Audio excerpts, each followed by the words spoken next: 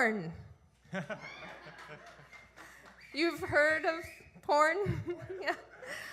So, you know how porn is, like, nowadays equally accessible to everyone?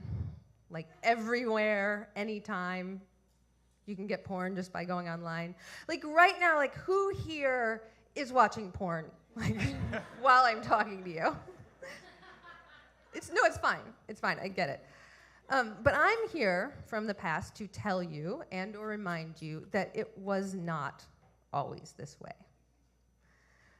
Men and boys, sure, absolutely could always get their hands on porn.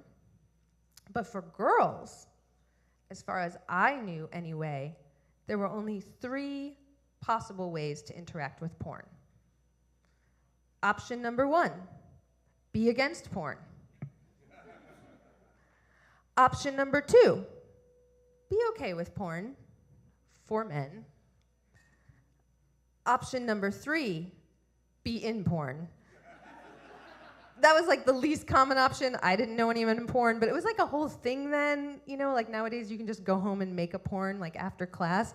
But then you had to like sign contracts, go to porn conventions, respond to fan mail.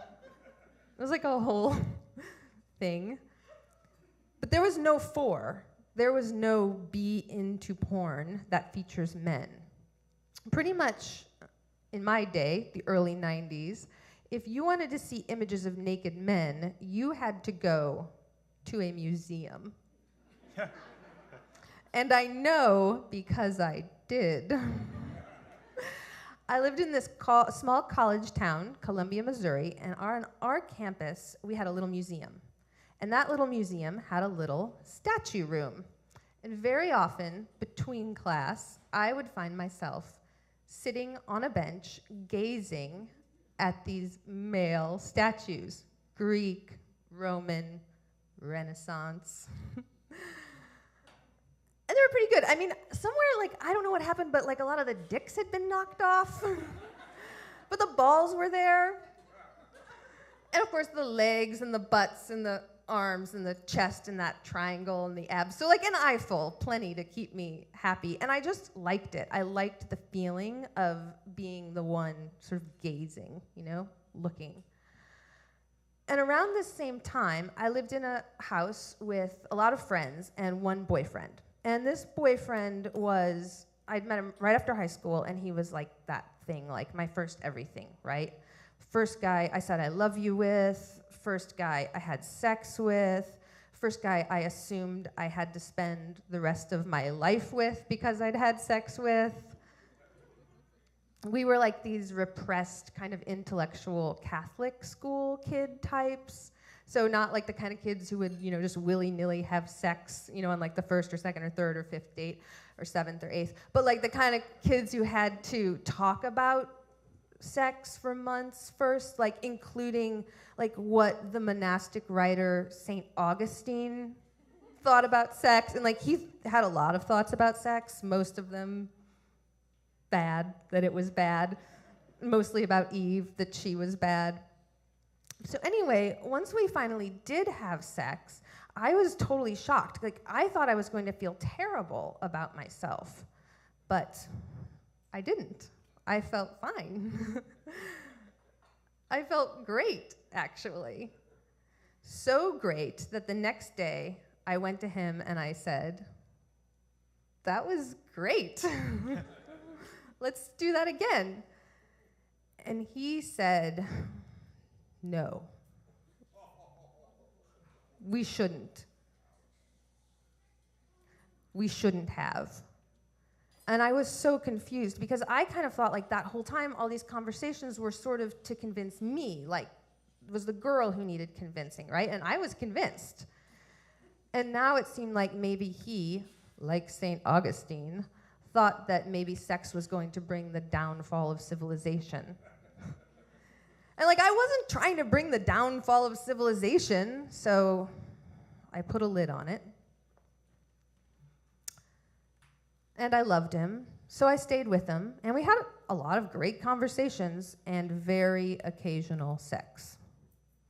So fast forward 2 years, living in this house. It's a Wednesday, laundry day. Usually we would do laundry together, but this particular day he wasn't home, so I just went to the closet and got his hamper and went to the laundromat.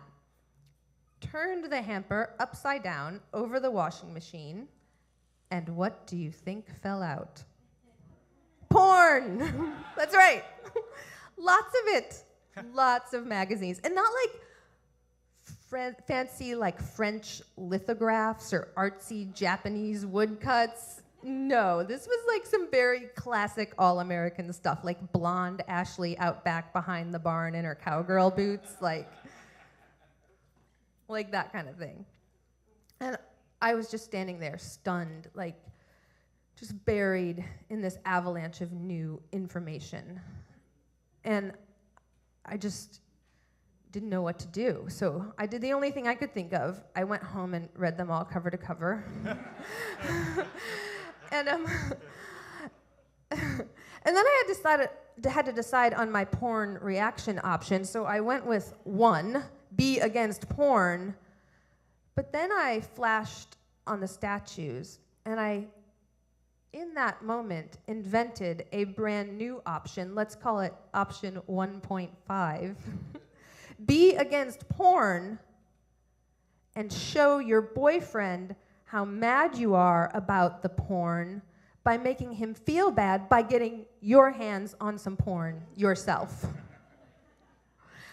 I mean, think about how mad that was going to make him, right? Like, I'd be looking at other men, other naked men made not of marble, but of flesh and blood and maybe fireman suspenders.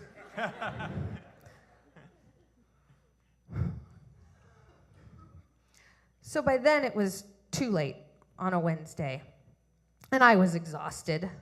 And he had come home, and I had to just look at him with fiercely eyes and tell him, your clothes are clean now. So he would know that we now lived in the world of 1, be against porn, and he didn't want to talk about it.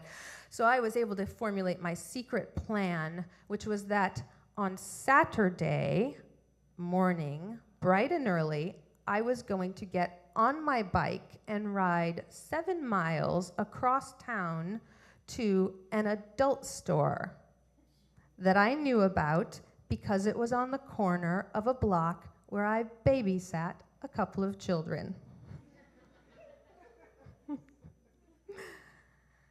So bright and early, Saturday morning, I woke up quietly, crept out of bed, left him there, sleeping, got on my bike, and set out.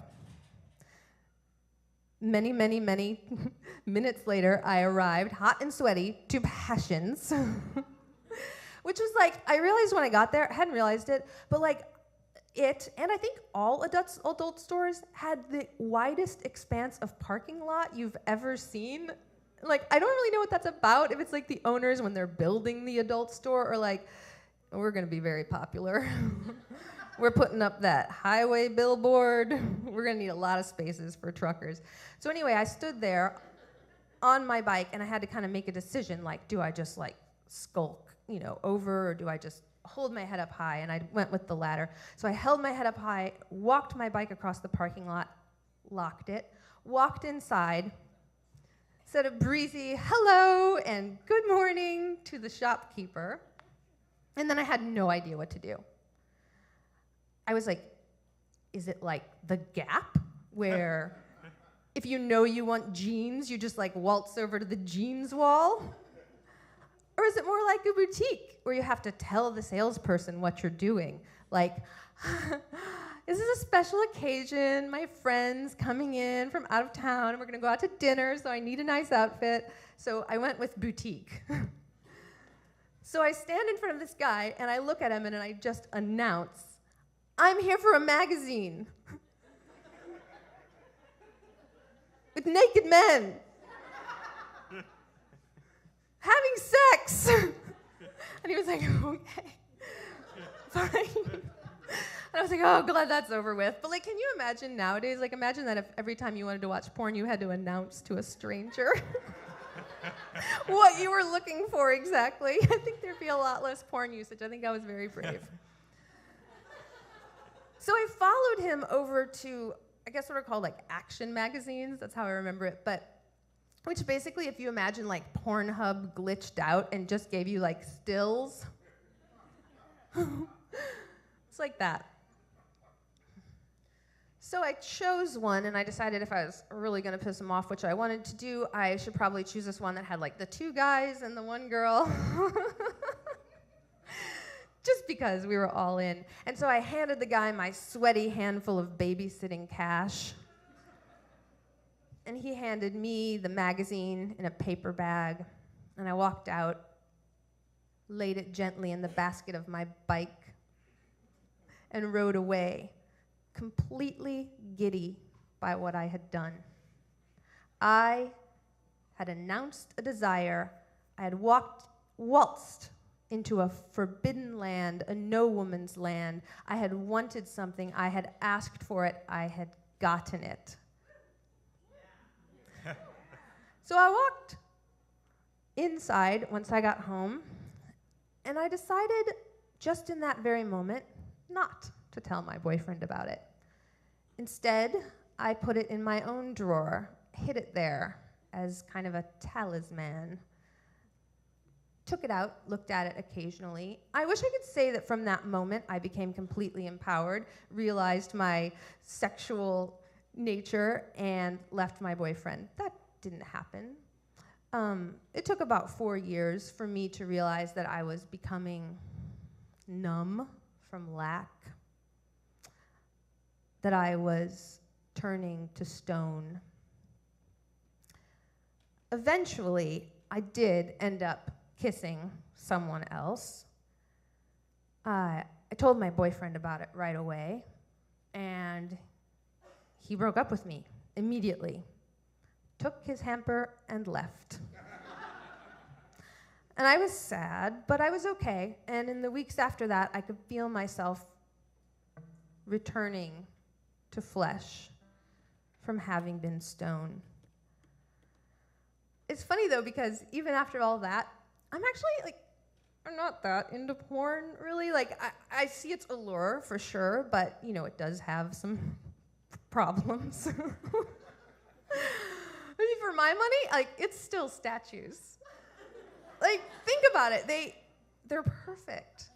You know, they're sexy, but they also transcend sex. But it makes sense that I like them, because if you think about, you know, the people who have commissioned and even sculpted the best, sexiest statues over the last 2,000 years, from Michelangelo's David to Rodin's The Kiss, you know what they all had in common, don't you? Catholics. Thank you.